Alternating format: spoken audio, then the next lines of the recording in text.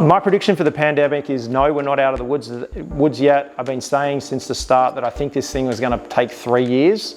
We're at the 2-year mark. We've still got a year to go. We haven't seen the financial implications of what has happened from public health restrictions play out yet. And I'll give you one example. Here in Australia, from a business perspective, the tax office was told to back off by the government from winding up companies that were unhealthy. So companies have existed for the last 24 months not being forced to pay their company taxes. And so there are a bunch of companies racking up tax bills, and we've been waiting for kind of the adversity of the pandemic to finish to then actually turn back on some of our normal processes. And one of the normal processes is that on any given month, 50% of the companies being put into administration, being forced to close, are forced to do so by the tax office, our local tax office, the Australian tax office. And so that hasn't been happening.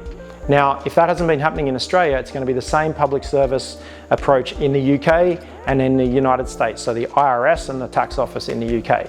Those organisations are now just starting to get ramped back up to get back to normal, which is they need to get on and do their job and they need to protect business.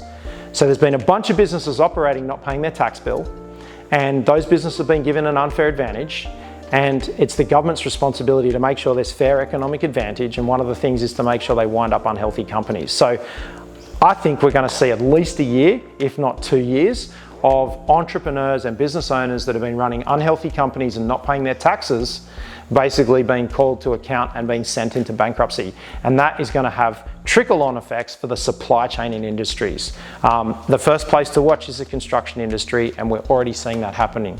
So in Q2 of the Australian financial year, which was in the 3 months leading into December 2021, 50% of the companies being wound up were in construction, and the quarter before that, 10% of the companies being wound up were in construction. So we're moving into Q3 here in Australia, and that is something that I think we need to watch.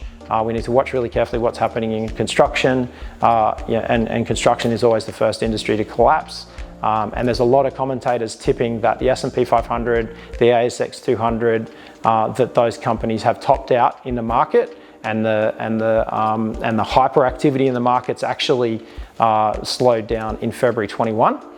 So we're starting to actually see, I think we will see in the next couple of months, panic selling, and that is the financial implications. And that's going to play out for 2, maybe 3 or 4 years, and I'm only going off 1988, 89, and then I'm going off 2008, 2009. The 2008 GFC took 24 months to kind of drop and then round out in the bottom from pattern formation, and we have just had 25 years of like economic, hyperactivity, and I think we're about to see that turn around. So what can you do about that? At any given time, there is always 30% of companies are in a great part of the market, 30% of the companies are in a stagnant part of the market, and 30% of companies are in a declining part of the market. So strategically, get into the active, growing part of the market.